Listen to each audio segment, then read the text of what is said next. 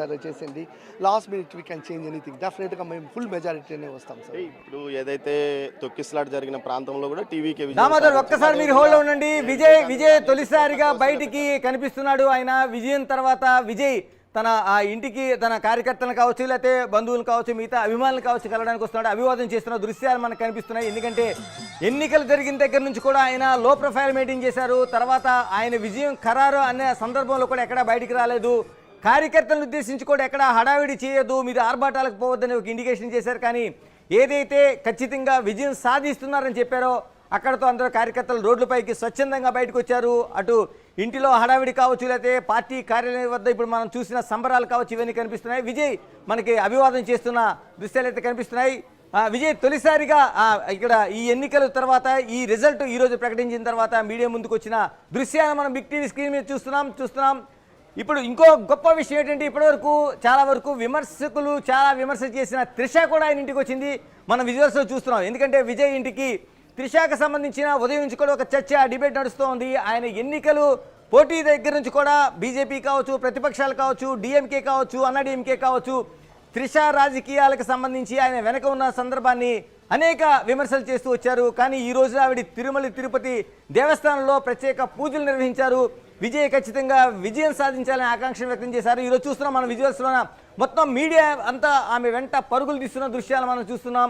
త్రిష ఆయన ఇంటికి వచ్చింది అంటే ఎవరు కూడా విజయాన్ని ఆపలేరు. ఒక్క విషయం మనం మాట్లాడుకోవచ్చు, విజయం ఎప్పుడు ఒంటరి కాదు, ఎవరు కూడా మాట్లాడలేని పరిస్థితి తీసుకొస్తుంది. అది ఇప్పుడు విజయ్ పార్టీ టీవీకే విషయంలో మనకి నిరూపణ అవుతుంది. ఏదైతే విమర్శలు చేశారో ఆ విమర్శలకు సవాలుగా వాళ్ళ నోళ్లు మూయించేలాగా ఈ రోజున మనకి ఆ విజువల్స్లో కనిపిస్తున్న దృశ్యాలు మనకు కనిపిస్తున్నాయి. చాలా వరకు విజయ్కి సంబంధించిన అనేక అంశాలని ఇప్పుడు ఉదయం నుంచి కూడా మీడియా అంతా ప్రస్తావన చేస్తుంది.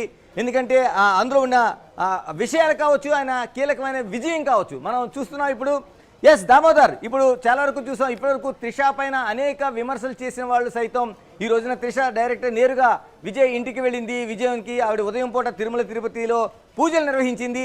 ఎలా చూస్తున్నారు అభిమానులు? ఎందుకంటే విమర్శలకు చాలా వరకు విమర్శలు చేశారు ఇప్పటివరకు.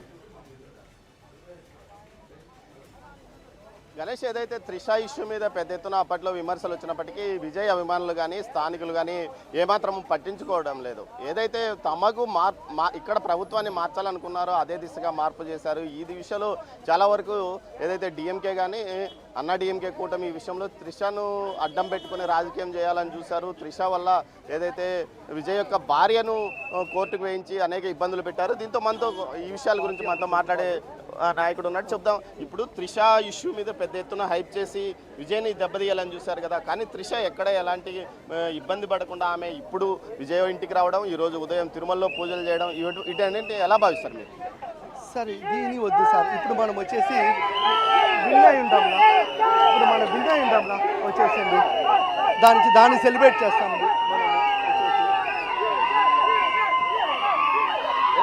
పోలీస్ అధికారులు కూడా ఇక్కడికి చేరుకుంటున్నారు. ఒక్కసారి దామోదర్ మీరు లైన్ లో ఉండండి, మీరు హోల్డ్ లో ఉండండి. దామోదర్, మనకి విజయ్ ఇంటి దగ్గర త్రిష వచ్చిన దృశ్యాలు అభిమానుల కేంద్రం కనిపిస్తుంది. పెద్ద ఎత్తున ఒక బందోబస్తు ఏర్పాటు చేశారు. మీడియా హడావిడి చూస్తుంటే అంతా ఇంత కనిపించడం లేదు చాలా. ఎందుకంటే ఆ త్రిష ఇప్పుడే ఇంటికి చేరుకున్నారు, విజయ్ ఇంటికి చేరుకున్నారు. ఎందుకంటే విజయ్ని ఏ స్థాయిలో చూశారో త్రిషను కూడా అభిమానులు అదే స్థాయిలో చూసినట్టుగా మనకి కనిపిస్తోంది. ఎందుకంటే త్రిష ఇంటికి చేరుకోవడం అనేది ఒక కోలాహలంగా కనిపిస్తుంది. మనకి బిగ్ టీవీ స్క్రీన్ మీద మనం చూడొచ్చు, మనకి దృశ్యాలు కనిపిస్తున్నాయి ఇప్పటికే. Right, continue Damodar. పార్టీ కార్యాలయానికి కానీ విజయ్తో పాటు మరికొందరు వచ్చే అవకాశం ఉంది. ఇప్పటికే పోలీస్ అధికారులు ఇక్కడికి చేరుకున్నారు. మనం చూడొచ్చు విజువల్స్ లో పెద్ద ఎత్తున విజయ్ పార్టీ కార్యాలయం వద్దకు పెద్ద సంఖ్యలో అధికారులు ఇక్కడికి రావడంతో ఇక్కడికి విజయ్ కూడా వచ్చే అవకాశం ఉందని భావిస్తున్నారు. ఎంతసేపట్లో విజయ్ అక్కడికి వచ్చే అవకాశం ఉంది దామోదర్? ఎంతసేపట్లో విజయ్ అక్కడికి వచ్చే అవకాశం ఉంది? ఎందుకంటే కార్యకర్తల హడావిడి చూస్తుంటే మనకి చాలా కోలాహలంగా కనిపిస్తుంది. మనకి ఎంతసేపట్లో వచ్చే అవకాశం ఉందని చెప్తున్నారు అక్కడ. ఇక్కడ భద్రతా వ్యవహారాలను పరిశీలించడానికి ఏదైతే పోలీసు ఉన్నతాధికారులు చేరుకున్న పరిస్థితి, అందులో భాగంగా మనం కూడా విజువల్స్ చూడవచ్చు. స్థానికంగా ఉన్న పోలీసు ఉన్నతాధికారులు ఇక్కడ చేరుకుని బందోబస్తు విషయాలను పరిశీలించడానికి వచ్చారు. కాబోయే ముఖ్యమంత్రి కాబట్టి ఖచ్చితంగా ఏదైతే వీటికి సంబంధించి వ్యవహారాలను ముందస్తుగా చూసి ఆ తర్వాతనే వీటికి ఏదైతే వీరిని పంపించే అవకాశం ఉందని తెలుస్తుంది. అందులో భాగంగా ట్రయల్ రన్ కూడా నిర్వహిస్తున్నారు. ముందుగా అధికారులు ట్రయల్ రన్ నిర్వహించిన తర్వాత పూర్తి స్థాయిలో ఇటు ఏదైతే ఉన్నతాధికారులు ఇక్కడికి ఉన్నతాధికారుల సూచనల మేరకు అభిమానులు కానీ ఇతరులు కానీ వచ్చే అవకాశం ఉంది. గణేష్. ఎస్ దామోదర్, మీరు ఒక్కసారి హోల్డ్ అలాగే ఉండండి, మళ్ళీ మీ దగ్గరికి వస్తాను నేను. చెప్పండి ఆదినారాయణ గారు, ఎలా చూడాలి అంటే తమిళ రాజకీయాల్లోనూ ఒక ప్రబంధంలో చూడాలి? విజయ్ది ఆల్మోస్ట్ విజయం ఖరారైనట్లే కనిపిస్తుంది. ఇందాక దామోదర్ ఇచ్చిన అనాలిసిస్లో మనకు చూస్తుంటే అంటే ఇప్పటికి మెజారిటీ స్థానాలు 118 రాకపోయినా ఉన్న 2 డిఎంకే కావచ్చు, అన్నా డిఎంకే కావచ్చు, 2 పార్టీల్లో కూడా చాలా వరకు వాళ్ళంతా సమిష్టిగా పోటీ చేశారు కదా, సింగిల్ పార్టీలు కాదు కాబట్టి అందులో వాళ్ళు బయటకు వచ్చి మద్దతు తెలియజేసే అవకాశం ఉందంటున్నారు. మీరేమంటారు? ఉంది.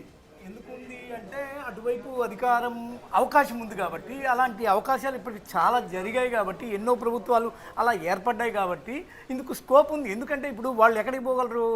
వాళ్ళు అట్టే ఉంటే ఏమైపోతారు? ఆగిపోతారు. వాళ్ళు ఏమి అధికారానికి దూరంగా ఉండాల్సిందే. అదే అటువైపు పోగలిగితే దానితో ఆయనకి కెపాసిటీ కూడా ఉంది. విజయ్కి లేనిదేముంది? ఆయన సొంతంగానే 600 కోట్ల రూపాయల ఆస్తులు ప్రకటన చేసుకున్న ఒకనొక సంపన్నుడు. ఆయన ఏం ఆఫర్ చేయలేడు. అసలు అధికారం ఒకటి చాలు కదా, అధికారానికి చాలా దగ్గరలో ఉన్నాడు అనే ఒకనొక ఆ లుక్, ఆ పాజిటివ్ వైపు చాలు కదా ఆయన వైపు జనాలు రావడానికి. అందుకు స్కోప్ ఉంది. దానితోడు గవర్నర్ కూడా ఏం చేయాలి? విధి లేని పరిస్థితుల్లో అక్కడ ఎవరు సింగిల్ లార్జెస్ట్ పార్టీ ఉన్నారో వాళ్ళకే ఫస్ట్ ఆఫర్ చేయాలి. కాబట్టి ఇటువైపు నుంచి వచ్చే అవకాశాలు ఉన్నాయి. ఇంకోటి ఏంటంటే టీవీకేకి బాగా కొద్దిగా దగ్గర రిలేటివ్గా ఉండే వాళ్ళు ఎవరు ఉంటారు? లేడీసు, యూత్, వాళ్ళందరూ ఇటువైపు ఉండే అవకాశం ఉంది. దానితోడు అన్నాడీఎంకేలో లేని ఒక పెద్ద గ్యాప్ ఉంది, జయలలిత గ్యాప్. ఆ గ్యాప్ని ఫిల్ చేయడానికి ఇతనే ఉన్నాడు. మేము అమ్మ బదులు ఇప్పుడు ఇక అన్న అంటామని చెప్పి అన్న వైపు వచ్చే అవకాశం ఏఐడిఎంకే నుంచి కూడా ఉంది. అంటే మనం మాట్లాడుకోవాల్సింది టోటల్గా ఈ డిఎంకే కావచ్చు, అన్న డిఎంకే కావచ్చు, ద్రవిడ రాజకీయాలకు భిన్నంగా విజయం సాధించాడని చెప్తున్నారు. ఓకే, అలాంటి పరిస్థితుల్లోన మిగతా పార్టీలు అంటే వచ్చి చేరే అవకాశం ఉందా? వాళ్ళు ఎలా చూడగలుగుతారు దాన్ని? సార్ ఇప్పుడు నేను ఇన్ జనరల్గా నా పర్సనల్ ఒపీనియన్, మనది ఐపీఎల్ మైండ్ సెట్లో ఉన్నాం మనమంతా. మనం ఎక్కడో ఆస్ట్రేలియా కమిన్స్ వచ్చి హైదరాబాద్ సన్ రైజర్స్కి ఆడుతున్నాడు అంటే టోటల్గా అది కేవలం ఒక క్రికెట్కి సంబంధించింది కాదు. మైండ్ సెట్ ఇప్పుడు మారింది. అంత ద్రవిడ సిద్ధాంతంతో ఊగిపోయిన కమలాసన్ ఎక్కడున్నాడో తెలీదు. ఆ డిఎండికే అని ద్రవిడ సౌండ్తో పెట్టిన విజయకాంత్ ఎక్కడున్నాడో తెలీదు. ఆయన పాపం ఏం సాధించలేకపోయారు. 2 పార్టీలు కూడా లేవు కదా, లేవు. కాబట్టి ఒక గ్యాప్ చూస్తున్నారు. దానితో వారసత్వ రాజకీయాలు, కరుణానిధి తర్వాత స్టాలిన్ తర్వాత ఉదయనిధి స్టాలిన్, ఇంతేనా? దాని మీద ఇతనికి ఉన్న పాపులారిటీతో దెబ్బ కొట్టాడు. వారసత్వ రాజకీయం దానికి బాగా దట్టంగా పేరుకుపోయిన అవినీతి. జనరల్గా ఇప్పుడు మీరు ఈసారి కాదు కానీ ఇంతకుముందు సారి 7,000 కోట్లు స్టాలిన్ అల్లుడి దగ్గర దొరికాయి ఆయన ఇంట్లో. అది ఎంత పెద్దది! అది ఒక హార్డ్ క్యాష్ 7,000 కోట్లు దొరకడం అంటే వాళ్ళకి ఎంత ఉంటాయి? ఇంకా ఆయన ప్రకటించుకోవడానికి 6 కోట్లు కూడా ప్రకటించుకోవాలా స్టాలిన్. కానీ జనాలు ఎవరు నమ్మరు, వాళ్ళ దగ్గర అంత లేదు, డబ్బు లేదు అంటే. ఈ అవినీతి మీద కూడా అతను బాగా గట్టిగా కొట్టాడు. మనకి ఫ్రెష్ లుక్ కావాలి, ఫ్రెషర్ కావాలి. ఇప్పుడంతా యూత్ ఈ క్రేజీ థింకింగ్ ఎక్కువైంది. మనకేం కావాలి? మన ఏఎస్లు ఐపీఎస్లు కూడా యూత్ ఏం చేస్తున్నారు? క్రేజీగా థింక్ చేస్తున్నారు. ఎవరిని లెక్క చేయట్లా. అలాంటి లెక్క చేయని పాలిటిక్స్ కావాలి నాకు అనుకున్న వాళ్ళకి విజయ్ ఒక ఆప్షన్ అయ్యాడు.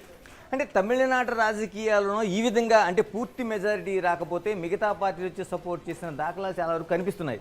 ఉన్నాయి గతంలో ఉన్నది. అది ఇప్పుడు మళ్ళీ కొనసాగే అవకాశం ఉందా? ఉంది. ఇప్పుడు విజయ్కి అతిపెద్ద అడ్డంకి ఎవరు అంటే కేంద్రమే, బీజేపీ.